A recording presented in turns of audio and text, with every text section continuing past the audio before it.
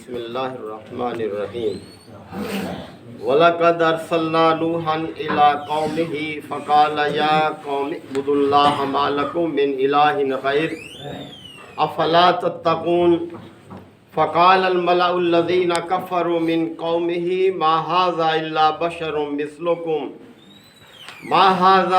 بَشَرٌ مِّثْلُكُمْ يُرِيدُ أَن يَتَفَضَّلَ عَلَيْكُمْ وَلَوْ شَاءَ اللَّهُ لَأَنزَلَ مَلَائِكَةً مَا سَمِعْنَا بِهَٰذَا فِي آبَائِنَا الْأَوَّلِينَ إِنْ هُوَ إِلَّا رَجُلٌ بِهِ جِنَّةٌ فَتَرَبَّصُوا بِهِ حَتَّىٰ حِينٍ قَالَ رَبِّ انصُرْنِي بِمَا كَذَّبُونِ فَأَوْحَيْنَا إِلَيْهِ أَنِ اصْنَعِ الْفُلْكَ بِأَعْيُنِنَا وَوَحْيِنَا فَإِذَا جَاءَ أَمْرُنَا وَفَارَ التَّنُّورُ فَاسْلُكْ فِيهَا مِنْ كُلِّ زَوْجَيْنِ اثْنَيْنِ وَأَهْلَكَ إِلَّا مَنْ سَبَقَ عَلَيْهِ الْقَوْلُ مِنْهُمْ وَلَا تُخَاطِبْنِي فِي الَّذِينَ ظَلَمُوا إِنَّهُمْ مُغْرَقُونَ صدق اللہ مولانا العظیم۔ سورہ المؤمنون کے یہ دوسرے رکوع کی ابتدائی آیات ہیں۔ یاد رہے کہ یہ آیات نبی پاک صلی اللہ علیہ وسلم کے مکی دور کے وسطی حصے سے تعلق رکھتی ہیں، جبکہ مخالفین کی طرف سے جو مزاحمتیں تھیں وہ زور پکڑتی جا رہی تھیں۔ تو اب کچھ پہلے پیغمبروں کے حوالے سے توجہ دلائی جا رہی ہے کہ دیکھیں ایسے حالات کا سامنا تمام پیغمبروں کو کرنا پڑا ہے۔ اللہ کی دعوت دینا یہ بہت بڑا کام ہے، بہت بڑی سعادت کی بات ہے، لیکن اس راستے میں مصائب مشکلات بھی آتی ہیں اور ان کو برداشت کرنا یہی آزمائش ہے، یہی امتحان ہے۔ تو حضرت نوح علیہ السلام کے حوالے سے بات بیان کی جا رہی ہے جو قدیم پیغمبروں میں سے ہیں۔ قرآن پاک میں حضرت آدم علیہ السلام کے بعد جن پیغمبر کا ذکر ملتا ہے وہ حضرت نوح علیہ السلام، اور بہت لمبی جد و جہد ہے ان کی۔ فرمایا کہ وَلَقَدْ أَرْسَلْنَا نُوحًا إِلَىٰ قَوْمِهِ، اور ہم نے نوح کو بھی اس کی قوم کی طرف بھیجا تھا۔ یعنی پیغمبر جس قوم میں بھیجا جاتا ہے وہ اسی قوم کا ہی ایک فرد ہوتا ہے، کوئی اجنبی نہیں ہوتا، اسی قوم سے تعلق رکھتا ہے وہ۔ فَقَالَ يَا قَوْمِ اعْبُدُوا اللَّهَ، اور انہوں نے اپنی قوم سے کہا کہ میری قوم کے لوگوں اللہ کی بندگی اختیار کرو۔ یعنی تم نے جو یہ رویہ اختیار کیا ہوا ہے یہ زیب نہیں دیتا تمہیں۔ اللہ کے احسانات کو ذرا پیش نظر رکھو کہ اس نے تمہیں انسان بنایا، اس نے تمہیں پرورش کیا اور تمہیں طرح طرح کی نعمتیں عطا کی، اتنی نعمتیں کہ تم گن نہیں سکتے۔ اللہ تعالیٰ کا اپنا دعویٰ ہے کہ وَإِن تَعُدُّوا نِعْمَتَ اللَّهِ لَا تُحْصُوهَا، تم اللہ کی نعمتوں کو شمار کرنے لگو تو گن نہیں سکتے، اتنی نعمتوں سے اس نے ہمکنار کیا ہے۔ تو تم اللہ کے علاوہ کسی اور کی بندگی نہ کرو، اللہ ہی کی بندگی اختیار کرو۔ مَا لَكُم مِّنْ إِلَٰهٍ غَيْرُ، تمہارے لیے اس کے علاوہ کوئی اور معبود ہے ہی نہیں، گنجائش ہی نہیں ہے۔ بھئی پیدا اس نے کیا ہے ساری کائنات کو، ہر چیز اس کی مخلوق ہے، ہر چیز اس کی محکوم ہے، ہر جاندار بے جان سب اس کی رعایا ہے، تو تم اس کے علاوہ کسی اور کی بندگی مت اختیار کرو۔ افلا تتقون، کیا تمہیں ڈر نہیں لگتا؟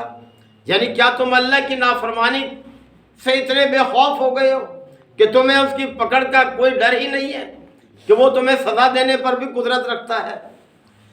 فَقَالَ الْمَلَأُ الَّذِينَ كَفَرُوا مِنْ قَوْمِهِ، پس اس کی قوم کے وہ سردار جنہوں نے ماننے سے انکار کر دیا تھا وہ کہنے لگے مَا هَٰذَا إِلَّا بَشَرٌ مِثْلُكُمْ، کچھ نہیں ہے یہ، بس تمہیں جیسا ایک انسان ہی تو ہے، کیوں ڈرتے ہو اس سے؟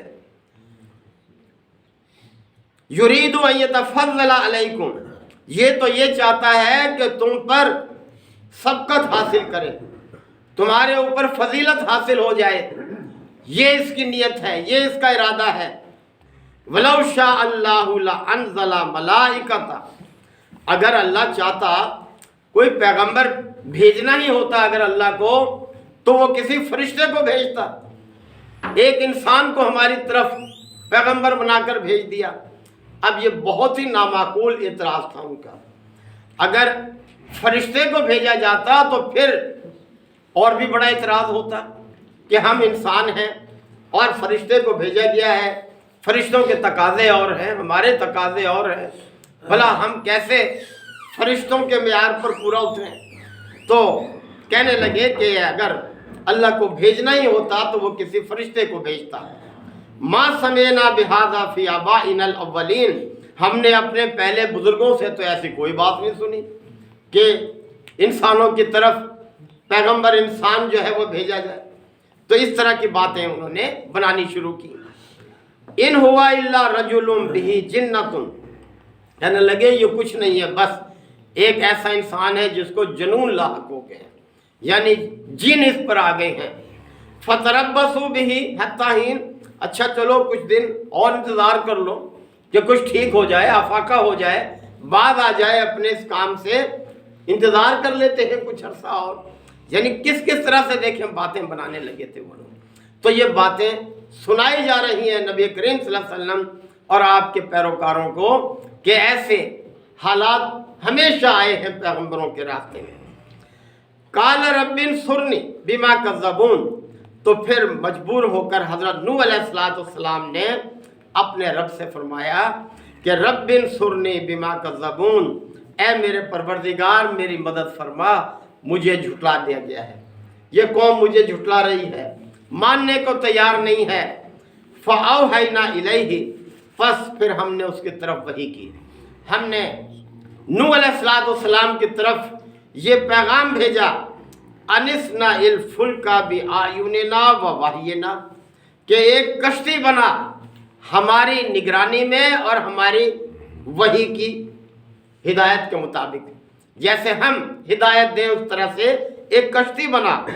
فَإِذَا جَاءَ أَمْرُنَا، پس جب ہمارا حکم آ جائے، وَفَارَ التَّنُّورُ، اور تنور ابل پڑے جب، فَاسْلُكْ فِيهَا مِنْ كُلِّ زَوْجَيْنِ اثْنَيْنِ، تو پھر اس میں سوار کر لے اس میں اپنے ساتھ ہر جانور کے ایک جوڑے کو بھی، یعنی خود بھی سوار ہو جا اور اپنے ساتھ ہر جانور کا ایک ایک جوڑا بھی اپنے ساتھ اس میں رکھ لے۔ وَأَهْلَكَ، اور اپنے گھر والوں کو بھی اس میں، اپنے اہل کو بھی سوار کر لے۔ إِلَّا مَنْ سَبَقَ عَلَيْهِ الْقَوْلُ مِنْهُمْ، سوائے ان کے جن کے بارے میں پہلے فیصلہ کیا جا چکا ہے، جن کے بارے میں بتایا جا چکا ہے کہ ان کو سوار نہیں کرنا، ان کے سوا باقیوں کو سوار کرنا۔ وَلَا تُخَاطِبْنِي فِي الَّذِينَ ظَلَمُوا، اور یاد رکھو جن لوگوں نے ظلم کیا ہے ان کے بارے میں پھر مجھ سے بات نہ کرنا، یعنی پھر کوئی سفارش نہ کرنا پھر ان کی۔ انہم مغرقون، وہ سب کے سب اب غرق ہونے والے ہیں، اب ان کا انجام یہ ہونا ہے کہ وہ غرق کر دیے جائیں گے۔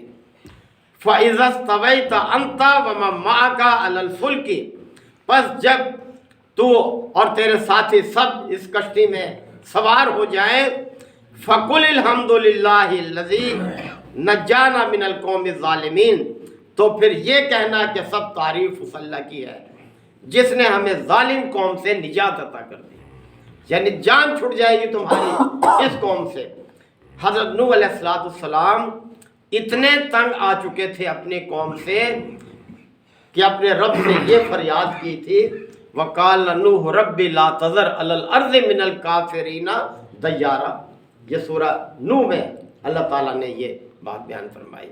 وَقَالَ نُوحُ رَبِّ، حضرت نوح علیہ السلام نے اپنے رب سے فریاد کی کہ اے میرے پروردگار، لا تذر علی الارض من الکافرین دیارا، اب تو اس زمین پر ایک کافر کو بھی باقی نہ چھوڑ۔ انکا ان تذرہم، اگر تو نے ان میں سے کسی کو باقی چھوڑا، یذلوا عبادکا، وہ تیرے بندوں کو بھٹکائے گا، ولا یلدوا الا فاجرا کفارا، اور اب ان میں جو بھی پیدا ہوگا اس نسل میں وہ فاجر اور کافر ہی پیدا ہوگا، اب کوئی توقع نہیں ہے کہ ان میں کوئی مومن پیدا ہو۔ تو اللہ تعالیٰ نے اپنے پیغمبر کی اس فریاد کو قبول کر لیا اور سب کو غرق کر کے رکھ دیا، جو بھی ظالم تھے، جو بھی جھٹلانے والے تھے، جو کفر پر قائم تھے، جو شرک میں مبتلا تھے، اللہ تعالیٰ نے ان سب کو دھر لیا۔ تو اللہ تعالیٰ نے فرمایا جب تم سب سوار ہو جاؤ تو یہی کہنا ہے سب تعریف اس اللہ کے لیے ہے کہ جس نے ہمیں ظالم قوم سے نجات عطا فرما دی۔ وَقُلْ رَبِّ أَنزِلْنِي مُنزَلًا مُبَارَكًا، اور یہ دعا کرنا کہ اے پروردگار ہمیں بڑی برکت والی جگہ پر اتارنا، یعنی جو جگہ، جس جگہ تو ہمیں اتارے برکت والی جگہ ہو، ایسی جگہ نہ ہو جس سے ہم بچ کر آئے ہیں۔ وَأَنْتَ خَيْرُ الْمُنزِلِينَ، اور تو ہی بہتر منزل عطا کرنے والا ہے، تو ہی بہتر ٹھکانہ عطا کرنے والا ہے۔ اِنَّ فِي ذَلِكَ لَآيَاتٍ، یقیناً اس میں نشانیاں ہیں لوگوں کے لیے۔ وَإِن كُنَّا لَمُبْتَلِينَ، اور آزمائش تو ہم کر کے رہیں گے۔ اللہ تعالیٰ نے آزمائش لازم رکھی ہے اپنے بندوں کے لیے، جیسے کہ سورہ بقرہ میں آپ پڑھتے ہیں کہ وَلَنَبْلُوَنَّكُمْ بِشَيْءٍ مِّنَ الْخَوْفِ وَالْجُوعِ وَنَقْصٍ مِّنَ الْأَمْوَالِ وَالْأَنفُسِ وَالثَّمَرَاتِ، کہ ہم ضرور آزمائش کریں گے تمہاری، تاکیدی اعلان، وَلَنَبْلُوَنَّكُمْ، ضرور تمہاری آزمائش کریں گے، خوف میں مبتلا کر کے، بھوک میں مبتلا کر کے، کاروبار میں گھاٹوں میں مبتلا کر کے، جانوں میں مالوں میں کمی میں مبتلا کر کے، لیکن وَبَشِّرِ الصَّابِرِينَ، خوشخبری ہے ان کے لیے جو صبر سے کام لیں گے، جو اپنے مقصد پر ڈٹے رہیں گے اور ڈگمگائیں گے نہیں، صبر سے سب کچھ برداشت کرتے رہیں گے۔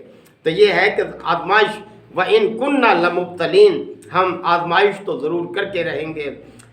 اور پھر دیکھیں آگے اور بھی قوموں کا تذکرہ آئے گا۔ تو بہرحال مشکل حالات ہمیشہ سے آئے ہیں اور قیامت تک آتے رہیں گے، دل برداشتہ نہیں ہونا چاہیے۔ اللہ بہت بڑا اجر دیتا ہے صبر کرنے والوں کو، استقامت اختیار کرنے والوں کو، اور وہی لوگ سرخرو ہوئے۔ تاریخ بھری پڑی ہے صحابہ کرام نے کس کس عزم کا مظاہرہ کیا، کس طرح سے استقامت کا مظاہرہ کیا، سزائیں دی گئیں، تپتی ریت پہ لٹایا گیا، گرم پتھر اوپر رکھ دیے گئے، لیکن متزلزل نہیں ہوئے۔ اللہ تعالی ہمارے ایمان کو بھی ایسے ہی استقامت عطا فرمائے۔ الحمدللہ رب العالمین، الحمدللہ وکفیٰ وسلام علی عبادہ الذین اصطفیٰ۔ ربنا آتنا فی الدنیا حسنہ وفی الآخرۃ حسنہ وقنا عذاب النار وادخلنا الجنۃ مع الابرار یا عزیز یا غفار یا رب العالمین۔ اللہم انک عفو کریم تحب العفو فاعف عنا۔ اللہم من احییتہ منا فاحیہ علی الاسلام ومن توفیتہ منا فتوفہ علی الایمان۔ یا شافی الامراض اشف مرضانا و مرضى المسلمین۔ یا قاضی الحاجات اقض حاجاتنا و حاجات المسلمین۔ اللہم انصر الاسلام والمسلمین۔